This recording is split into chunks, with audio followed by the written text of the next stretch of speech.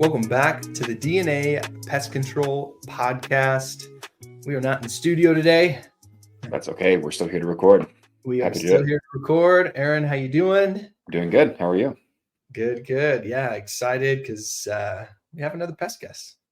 Yes, we do. Last month was really pest guest heavy, and it's still fun to have them keep rolling in. So today I'm actually really excited. Today we have Adam Holt. He has 25 years experience in the industry. A couple things about him before we bring him on. He is a board certified entomologist, and currently he's a director of operations for a smaller pest control company out here in Vista, California. He is going to go over a lot of some of the stuff he's been through his social media, through the business, and through implementation for, help you guys that are listening. So Adam, can you hear us? I can hear you. Awesome. Hey, man, thank you so much for taking time out of your Saturday to come on the show. Thanks for having me. I appreciate it. Absolutely. Yeah. Adam, do you want us to tell us a little bit about you? Who is Adam Holt?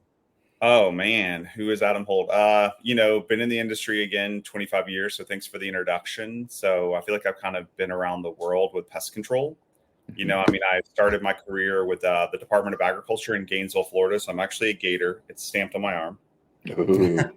Yep. So I went to Florida for almost 9 years. So I almost finished my PhD. I guess it's ABD, all but dissertation. Never finished. So it wasn't because of, I don't know, that whole story. That's a story for another time. You know what I mean? And so, but yeah, been in the industry that long. I started out, like I said, with Department of Agriculture as a laboratory technician in their entomology department.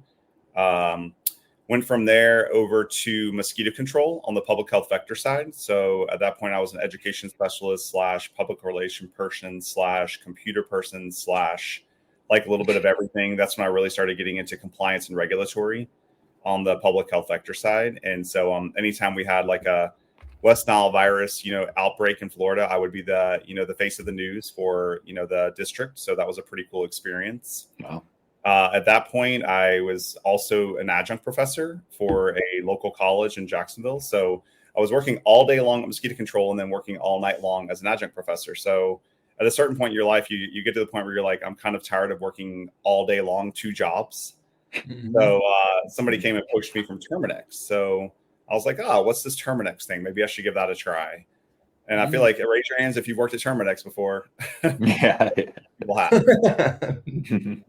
And so I went over to Terminix as a commercial salesperson, and that was a very interesting venture, but I definitely have a relatively extroverted personality. So doing sales was not hard for me.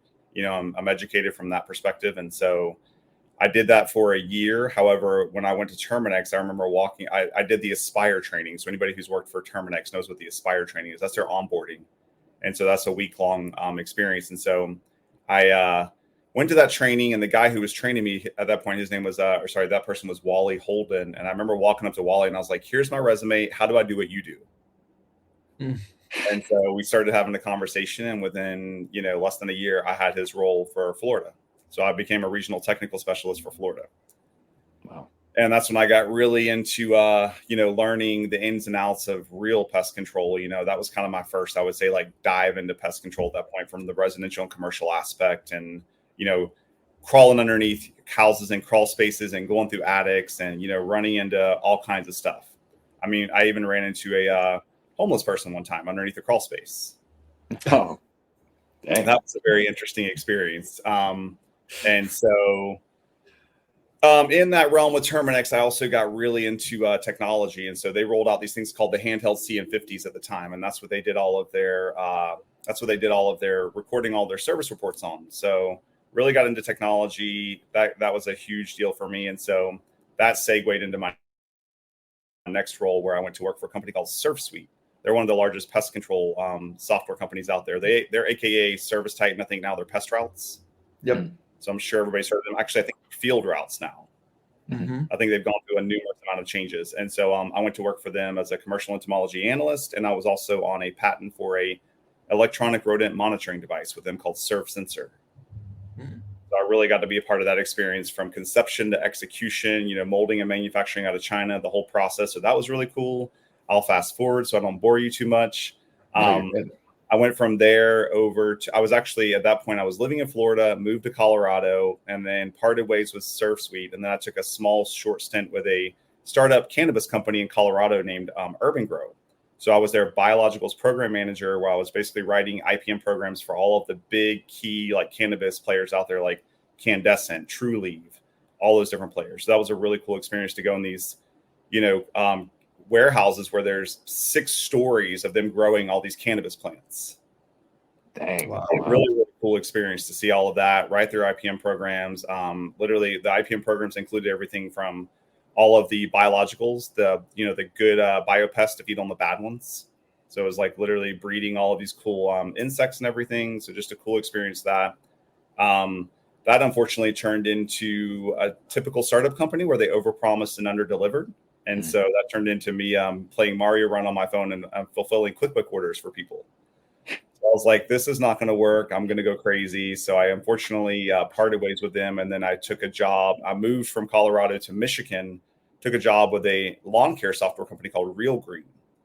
They are the largest lawn care software company who is now owned and got acquired by Pest, which I'm sure you've heard of Pest. Mm-hmm.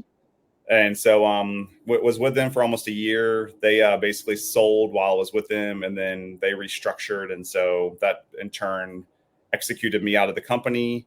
And that's when I actually segued into, this is kind of a good story here, is that LinkedIn is such a powerful tool. And I tell people, if you don't use LinkedIn and you don't network, I think right now I have a little over 6,000 followers. Networking is like crucial to basically keeping yourself stable in the pest control industry, especially. Mm-hmm. And so I was already networking with people and, ended up connecting with a company out of Sacramento, California called Advanced IPM. They're probably number 35 on the PCT Top 100. Connected with them. It was literally like that thing where like the stars align, right? I mean, literally their safety person of 30 years was retiring. They were thinking about hiring a technical director. So it was like this perfect time to get together. And so they brought me in to interview, and then I took over that role and became their first technical director. So I relocated now I've gone from Florida to Colorado to Michigan, now to Sacramento, California. All this on the map, right? Back and forth. Yeah. I'm now in Sacramento as the technical director for Advanced IPM. That turned into just a plethora of just compliance, regulatory, training. We launched a new software called Clipboard. If you haven't heard of that, that's owned by Terrier Technologies. It was initially started by Stacey O'Reilly with Plunkett's. I'm sure you've heard of Plunkett's Pest Control out of the Northeast. I don't know if you have, but they're like a $65-70 million company. No. And so basically we launched Clipboard, and that turned into me hiring a software developer and managing a software developer. Because unfortunately, as crazy as this sounds, I'm very technologically savvy. So I ended up getting pulled into a lot of these technology roles, even in the pest control industry. Mm-hmm. It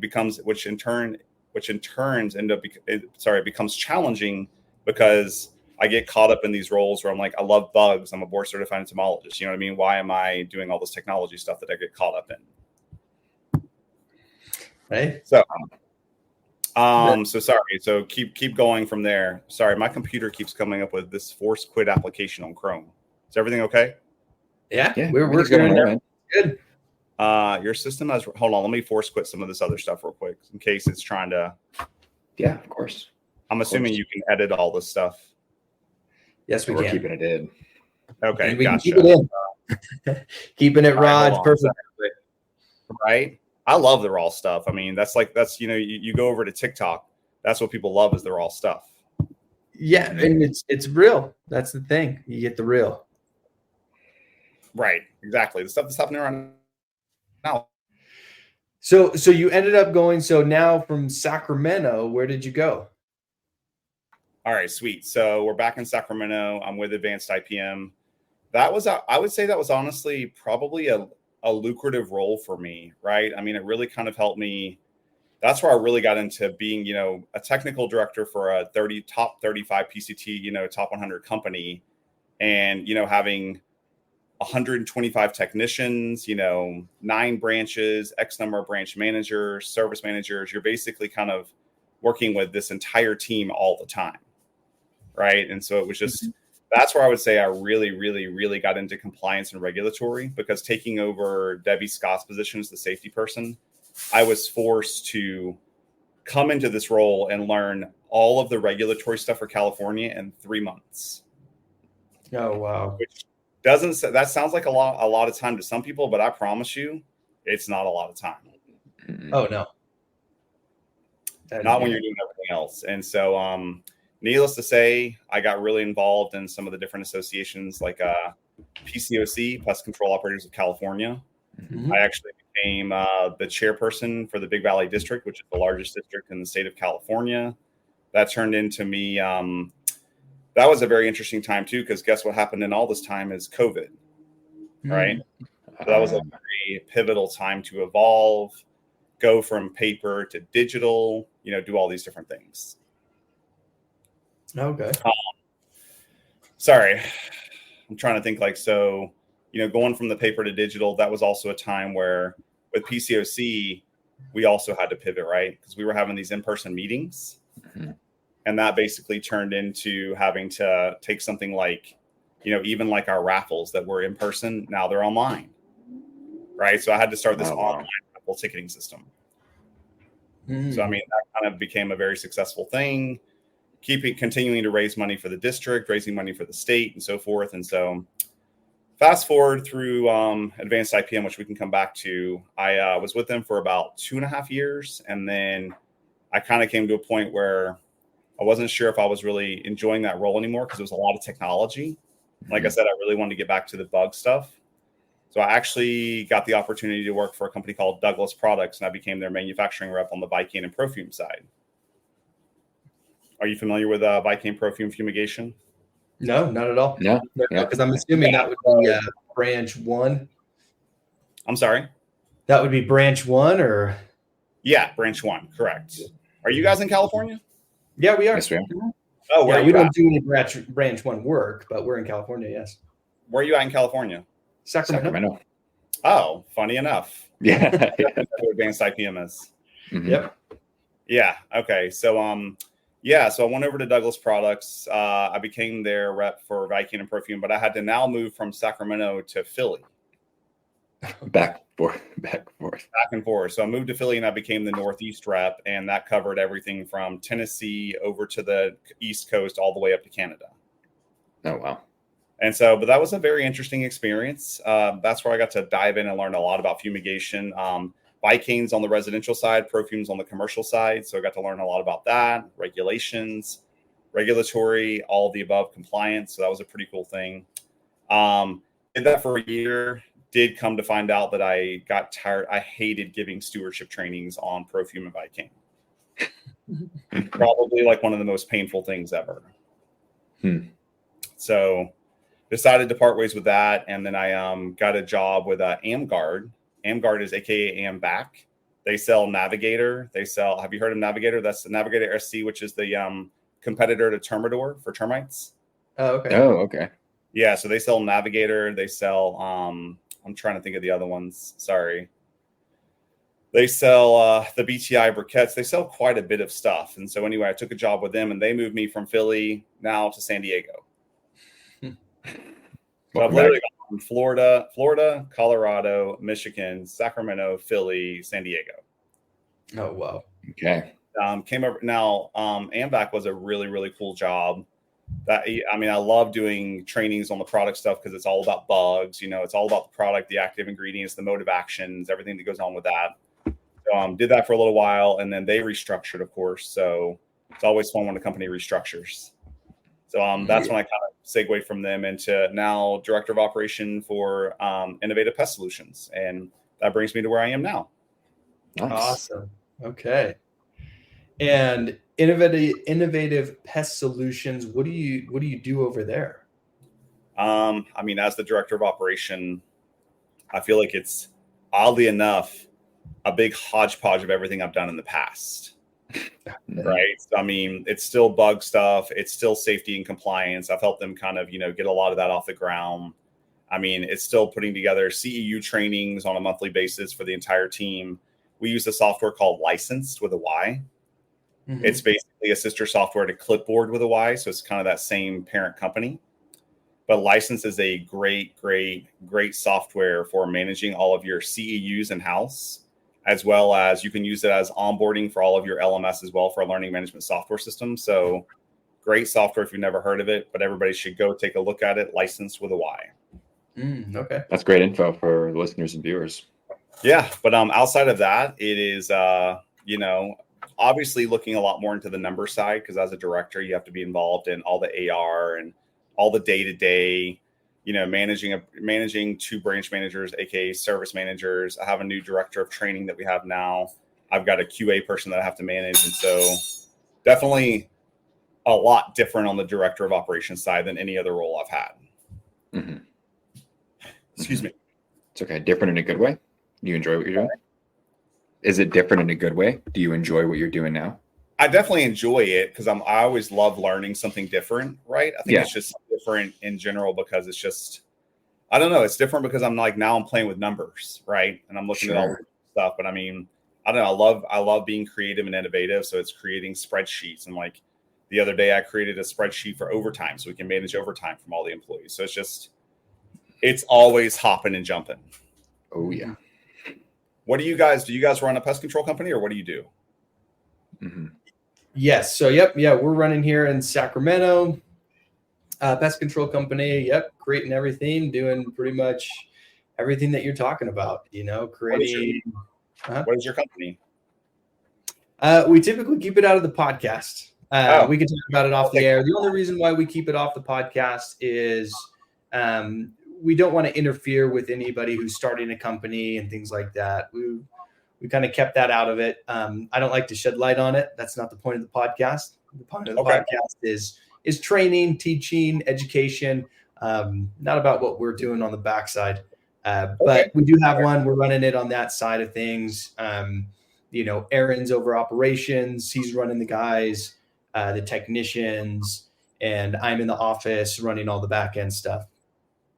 Fair enough. Well, the cool thing is, I mean, especially with you guys being in California and me being in California, we can definitely make this a little more California heavy, right? Yeah. Which is kind of nice. And so back when I was with Douglas, I got tasked with a project where I had to go through every state in the United States, and I had to learn licensing for every state. Oh God. Oh wow. And so it's very interesting, right? Because what it made me realize is like somebody like Arizona, right? You go to apply for a CEU. Guess how long it took me to get approved for a CEU in Arizona? Don't even know. 10 minutes. Whoa. No. 10 minutes. Did you just sign your name? No, I mean, you have to fill out, right? You have to fill out all this stuff. But I mean, it was still like you didn't have to pay anything. You just emailed it, which is awesome. And then bam, they're like, you're approved. Here's your number. Whoa. Interesting. Right? How that worked. Yeah. I'm like, you do that here in California, and it's like, how many days have gone by? How many weeks have gone by? Months. How many months have maybe gone by?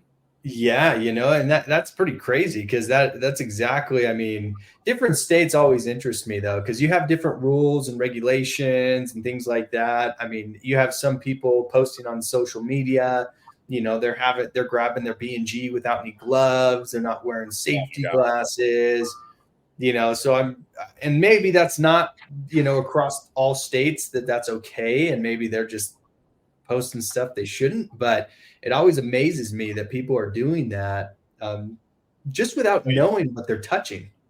Yeah, so you make a good point, Daniel, and we should kind of like focus on that for a second. Yeah. Those laws are not state laws, right? So those laws are federal laws because it's the law, the label is the law, right? Yeah. So we read the label, whatever the PPE says that we have to wear on the label, that doesn't change across the state. Yeah.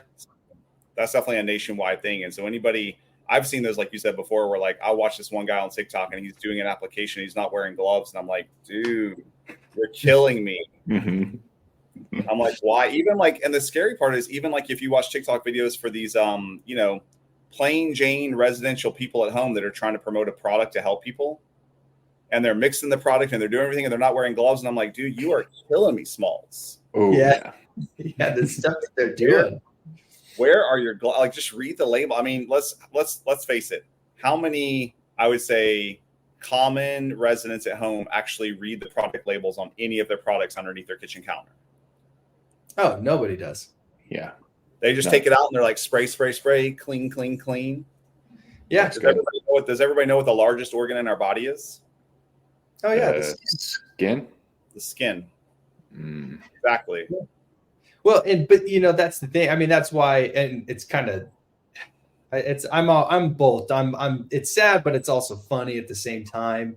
It's like the whole Roundup thing. It's like Roundup caused cancer and all that, and it's like, well, you probably weren't even using gloves. You probably were out there barefoot with Roundup in your hand, spraying it on weeds while you're, one Sunday morning because you got to go kill the weeds.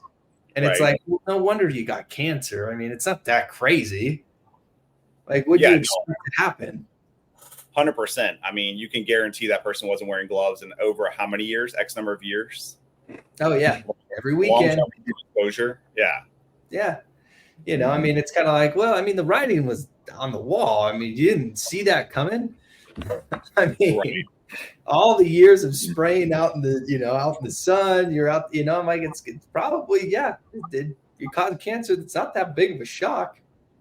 Yeah. Yeah, but they were going after the big players. So it's like, let's do it. Yeah. Well, it's all about money, 100%. But on your what you filled out for us, you did put on here something that you did want to hit on, and there's a few points. And you talked about pest control software implementation, the impact devices. What did you want to hit on that? What did you mean by all that?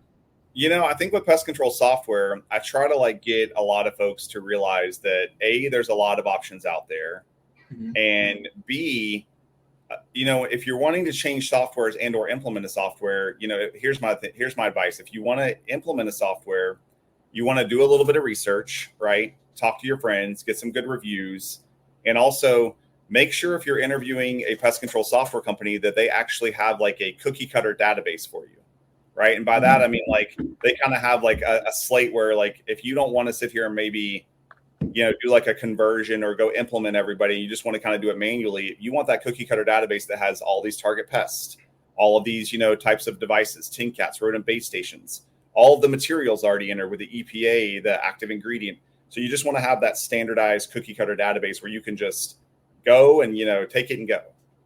Yeah. So that would be on the initial startup side. If you're trying to do a conversion, it's extremely important to make sure that you are taking the time to do kind of a soft launch, right? So you might want to take one technician, get your new software set up. Obviously, you need to do a conversion with all of your apples to apples, your database parameter tables, and then once you're ready to actually soft launch it, take one technician and just let them go play with. Take your best technician and let them go play with it, right? Let them work out all those kinks. Let them find all the bugs that you might need to find. That way, you're not trying to take your entire team and put them on this new software and then end up running into all of these issues, right? Because we have, as you know, Aaron, being the operation person, you have enough to deal with every day other than trying to deal with software, backing stuff, service reports that aren't reporting correctly, all of the above. Sure. Does that kind of answer your question? Yeah, no, absolutely. Yeah, it does, yeah. Yeah. I mean, go ahead. Sorry. Oh, no. Keep going on that point. Well, the other thing I was going to hit on with the software too, which we haven't really gotten into, is there's a lot of options for the ERMs, the electronic rodent monitoring. Are you guys familiar with those, like Bell Sensing, Active Sense, all the different players out there? Yes, I am. I have mixed feelings about that. Let's talk about it. What are your mixed feelings? I mean, we're not going to name your company, but let's talk about it as a company person, right? As running a pest control company. What are your mixed feelings about an ERM? Well, first, I guess let's clarify. So ERM, and you're talking about what devices? Any type of electronic rodent monitoring device, aka Bell Sensing, Active Sense, Skyhawk TrapMate. There's a lot of options out there. Yeah, when they first came to market, I loved it. I loved the idea of it. I loved everything about it. I thought it was a great idea. Okay. Price, terrible in our industry.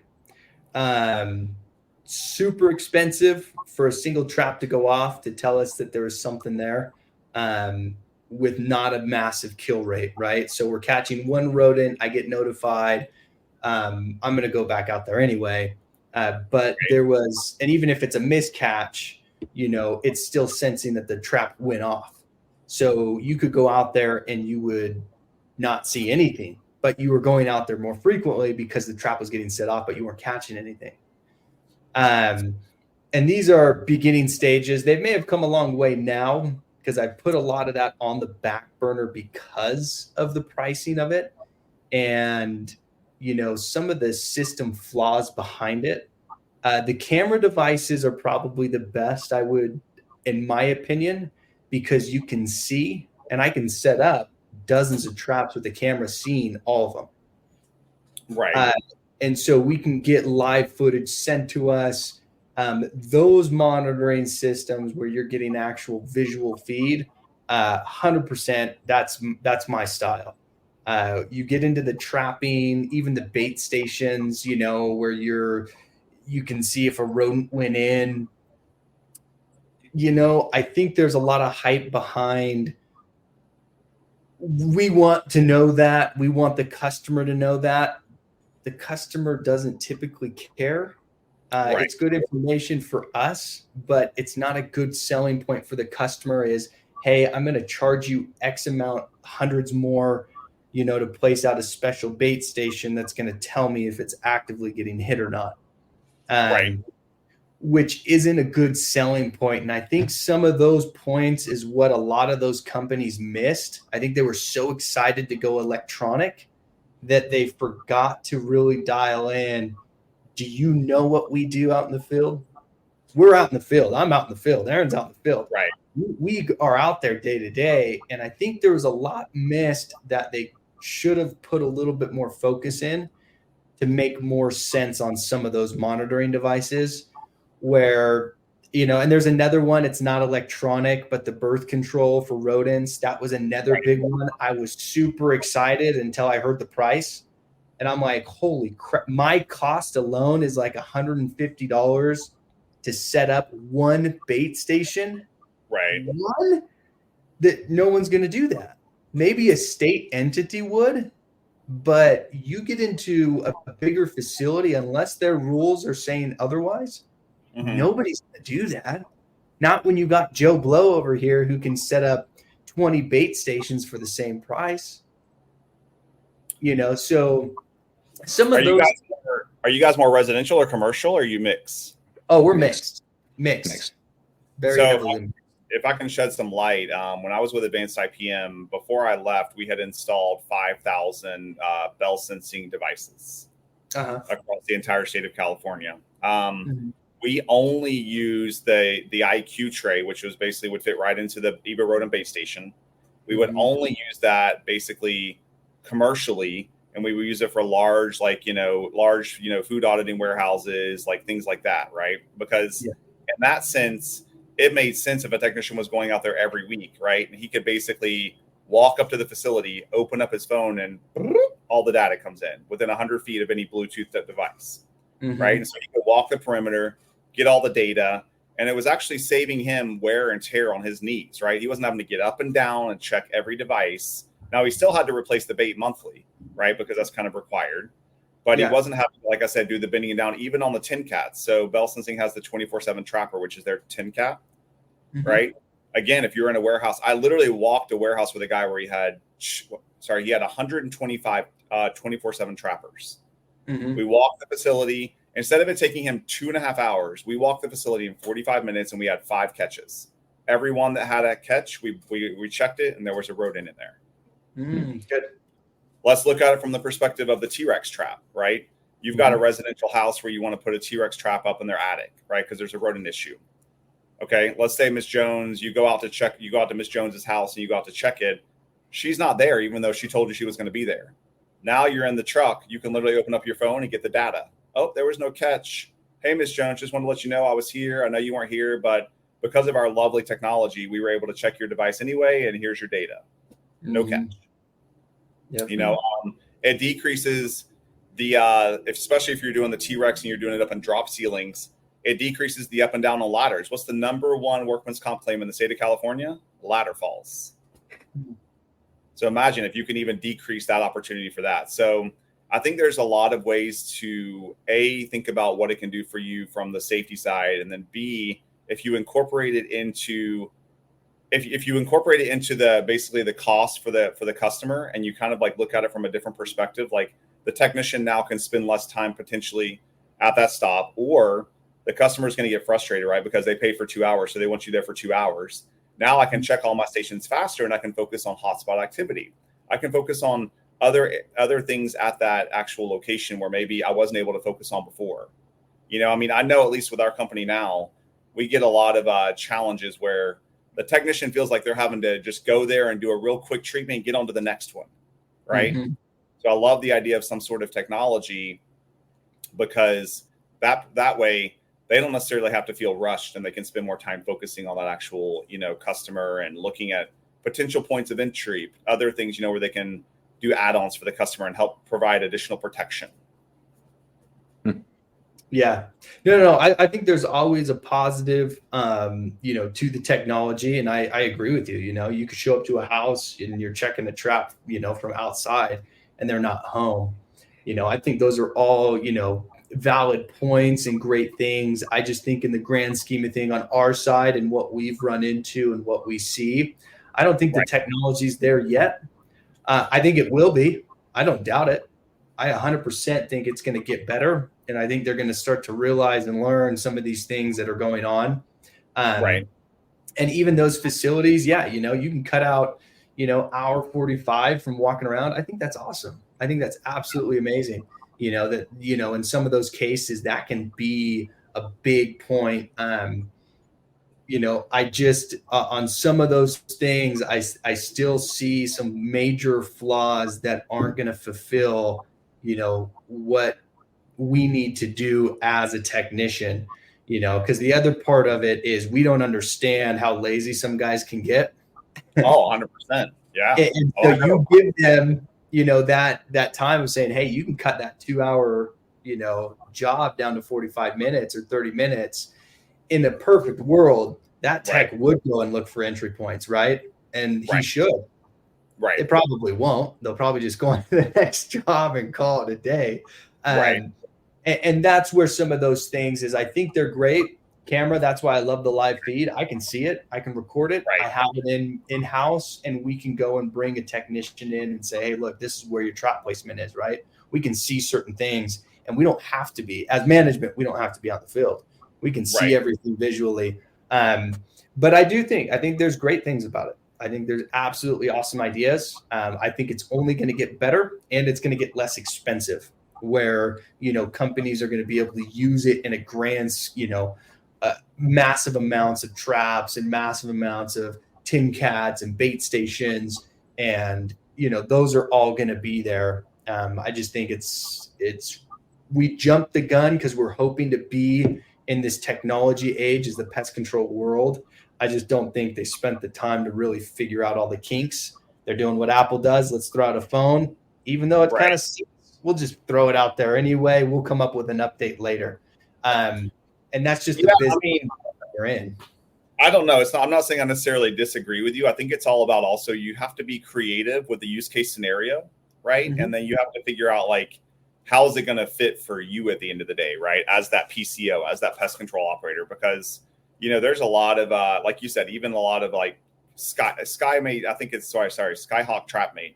They're a great example. I know they're a lot of wildlife, right? And they do a lot of wildlife stuff. But I mean, even when I was with Advanced IPM, I went out to Best Buy and I bought a Netgear Arlo camera, right? And then I went and bought a router, and I basically bought this outdoor weather protection box, and I hooked it all up. And then I was basically installing that on wildlife traps, and we were able to get a lot of data that way. And we were able to take that kind of package that I created, which I think total cost was maybe $200. And then we could just replicate that. But I mean, that saved a technician not only time as far as going out to the location of the site, but managing their route, right? Because at this point now they're like, okay, I got a catch. I got to go take care of it. I don't have a catch. I can put that off till later, make that a later, stop for my route. And so I don't know. I guess I look at the technology perspective as taking the time to get to know it and see how it can fit into your operation as a PCO. Because like Nick Branco with Bell Sensing, I mean, I'm only an advocate of Bell because I've obviously, was partial to using them with Advanced IPM, and we did a lot of them. And so, especially as you start to deploy a lot of them, obviously that cost can decrease because you're getting a larger amount, right? Mm-hmm. And so I think you just kind of can look at it from that perspective as well. And so, but I definitely see your point as well. It's the price is probably the scariest part for everybody because it is expensive. But again, I would encourage people to reach out to folks like me, reach out to folks like, other people who have been well vetted in this industry, because again, if you just take the time to be creative and innovative, I think you can find a way to sell it to the customer and incorporate that price into your hourly production. Yeah. No, and that's where that's the biggest point, where when they started coming out with everything, the price point was so high. It was, if I raise my rates, someone else is going to get the job. There is a price break point, that most people don't understand. And there's also too cheap. This is another big thing that people don't understand. Because there's a lot of guys, technicians, they jump from a big company and they start their own company and they say, well, they're charging 89, I can charge 50. And it's like, yeah, you can. You just can't live off of that. You can't create something off of that. You can charge that. You just can't pay people to actually help you, and you can't grow with that. And I think that's another thing that the industry has to understand is, there's so many people starting companies, and if I'm just using a Victor rat trap, that's $1 compared to, a snap trap that is Bluetooth capable for 50, there's a big difference there. I can charge the customer way less. I'm going to beat you. I'm going to win. You may save time, but I will get more jobs than you at the end of the day because I can lower that price to the general public. And I'm going to win. It's in some points. Some points you won't, because if you get into a massive facility, I agree with you on that. You're in a health facility. You're in a production facility. Oh, yeah. No. You have to use technology 100%. You got to be better at that. We're doing that. We're setting up cameras in far out areas, so we're not having to go out there, and we're saving drive time, gas, manual labor hours, everything. I think that's where it's there is they will come out with it, right? Bell's going to come out with it. They're going to come out with a cheaper product. They will, because they have to. And we're going to have to keep that cost where it sits, where it's going to make sense to the customer and to the general public, because you are going to get this guy who breaks off of a company. He's going to go right back to wooden traps, and you're going to be in that battle again until that price point can get to where I can say, hey, look, I have technology and I can show you. He doesn't. And that's where we're going to start winning that battle, and we're going to start to be able to use, because I'm huge on pest control software. We've purchased a company. We acquired one, and they didn't have anything. They were running on paper, and it was a nightmare. We had to switch. You acquired a company that was on a pest control software? Yeah, that was not using one. Oh, yeah, that's just a super nightmare, because then you're having to manually input everything. Yes, and I was looking at another one acquiring. I was going to acquire another one, and they literally had a book that was full of all their, actually two of them, that was full of all their customers that they do every other month, and it was just an absolute nightmare. I am all for technology. I love it. I love everything about it. It makes so much more sense. I met a guy in Florida, and he was running on paper, and he was running a termite company. And he's like, I have 7 staff in my office just doing paperwork all day long. I'm like, no, you need to get rid of that. If you go to a software company, you're going to cut those people in half, maybe even more. Yeah, fair. I mean, I don't want the people to lose their jobs, but you make a valid point. Well, it's the day and age we live in, it is. Yeah, it is what it is. But the next point that you kind of were talking on is social media marketing. What expertise do you have in that? Well, real quick, if we can back up, because you made a really good point earlier about, technicians in the field and potentially being lazy. And I think it's a good thing to point out that every company should have a solid quality assurance program built into their whole platform. And if they don't, it's something that I've actually built out for for this company as well. We actually use a software called Smarter Launch. They're based out of Arizona. They're a really cool software. They were actually built as a proposal software for selling. However, we have been able to manipulate it to become our quality assurance software.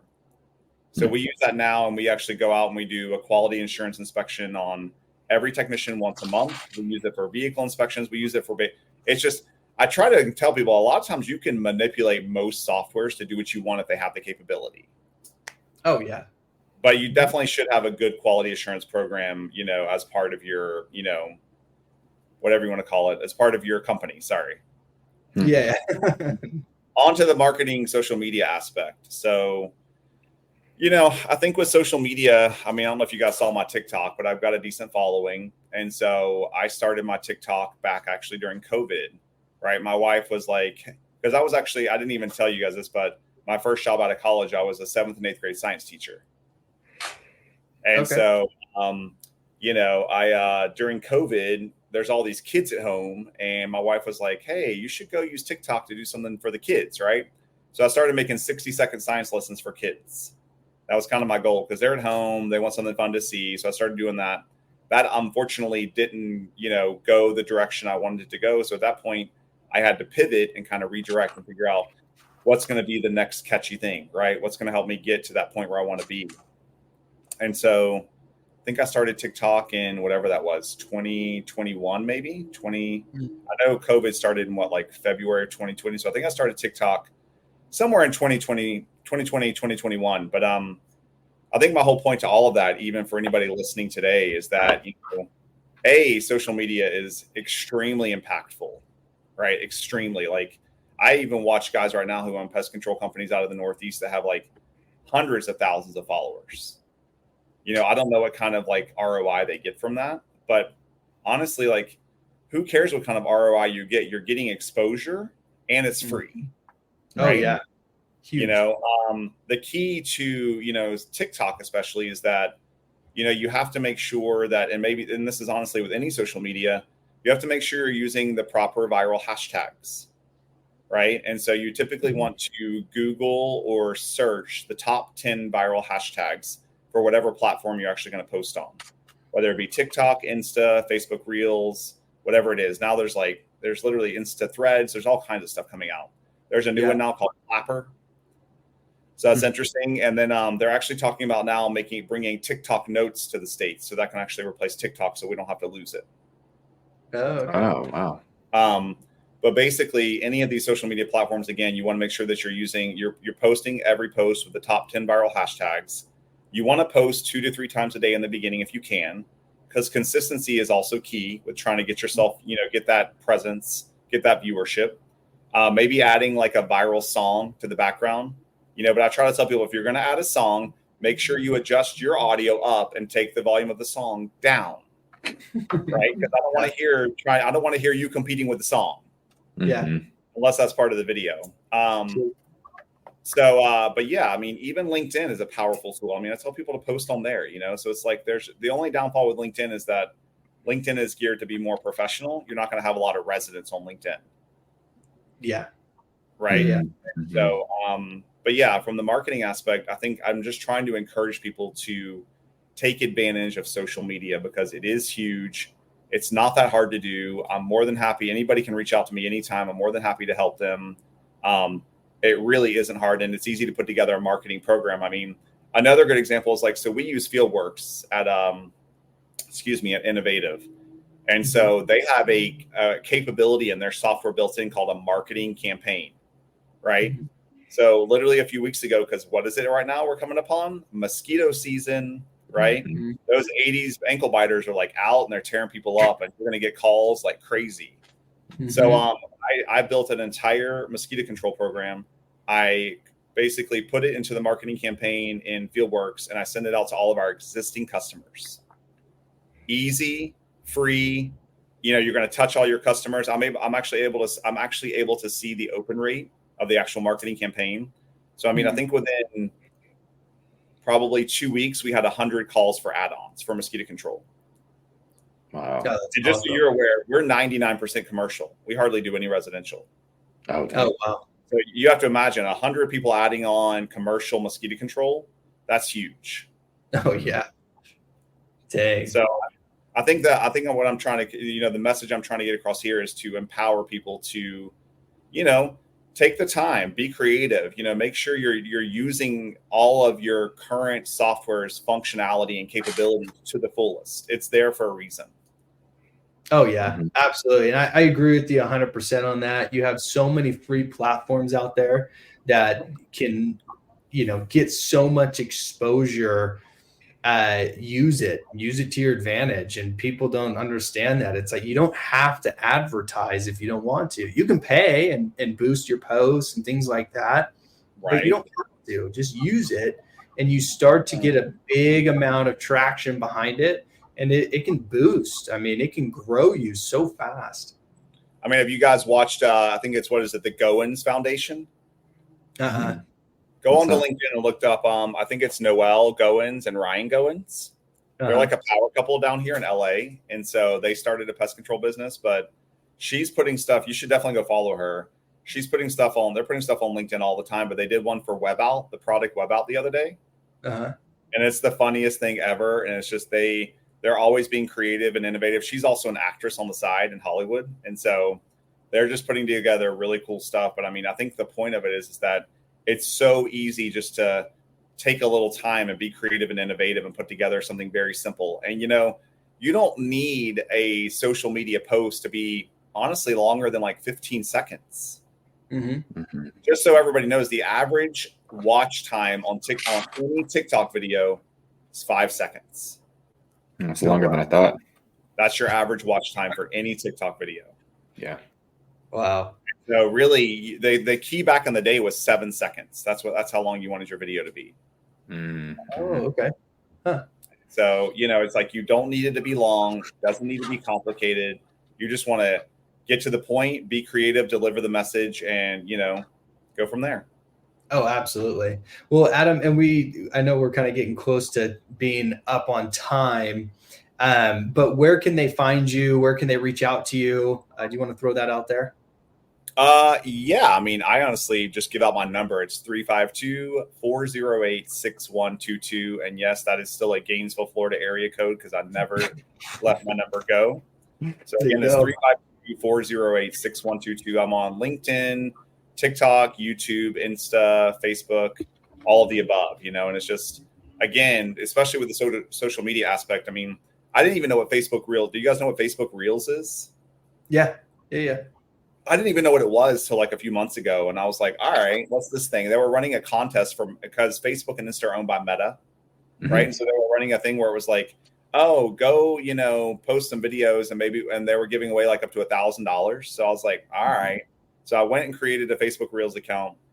I flooded it with a lot of my old videos from my TikTok account. And within 2 days, I had 17,000 followers and I got the $1,000. That's awesome. Yeah. Wow. I started my Clapper account like 3 weeks ago, and I've already got 9,000 followers, and I'm a verified entomologist on there now. Oh, that's awesome. That's awesome.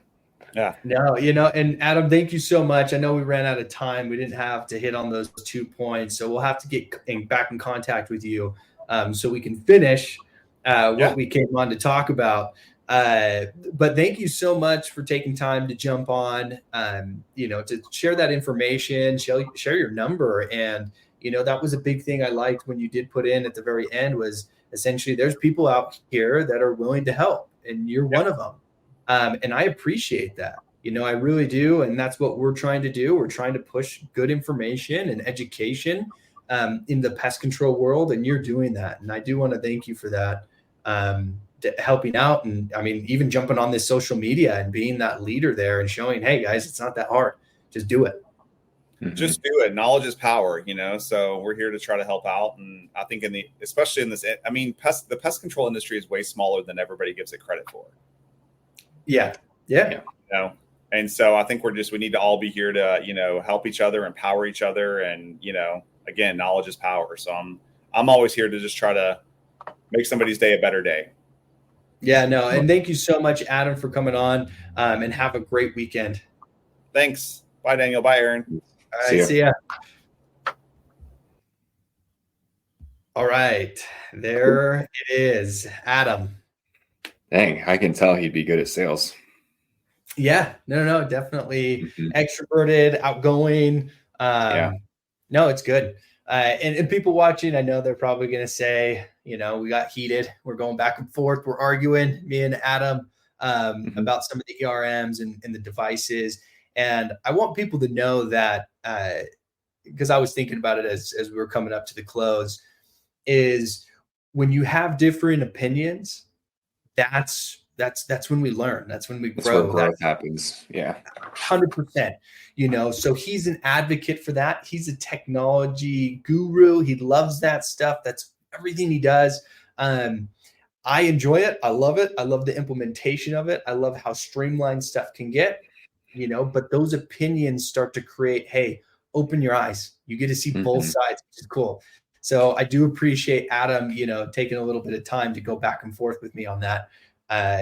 Because I'm sure people are going to say, that we didn't get along, I hate him now or whatever it is, but it's all in good fun. And that's exactly what it's about, is I want to be proven wrong. I hope I'm not right all the time. I hope that someone comes in and just slaps me in the face, and because that's what's going to make me a better person. And so it's always good to have those discussions. So I do appreciate you, Adam, and coming on and being vulnerable on the podcast. Yeah, I think it was great stuff. And even me on the sidelines watching and listening, I didn't think it was anything negative. I thought it was cool because, you and I on the business side, we do try out new things when the need arises for it, but we're not like die hard one way or the other way, and neither was he, because he's gone through these experiences and implemented them on small and large scale things. So he can speak from a place of experience. So, and like you said, I learned a lot just listening to you guys go back and forth on it, at least from him and some of the stuff that he's done. So I think it was great too. And I like how he kind of broke down actually how simple it is to get started on the social media side, and about getting a software system, and all that stuff was great for the listeners. So yeah, honestly, definitely. But Adam, if you're listening to this, thank you again. We're going to be reaching back out to you once we start implementing some of the ERMs on our side. Guys out there, any questions that you want to, ask him? He dropped his number. If you want to follow up something on this episode, please let us know. I mean, we have our Instagram, we have our YouTube, we have our Facebook, but also our website. It's a great place where you can submit questions directly for the end of the month Q&A, or if you just want to ask us privately and we can respond back to you, whatever you want to do. But we just want a way to connect with you guys, because we do appreciate the support that you have for episodes that drop every Monday and Thursday. So thank you again for listening to the DNA Pest Control Podcast.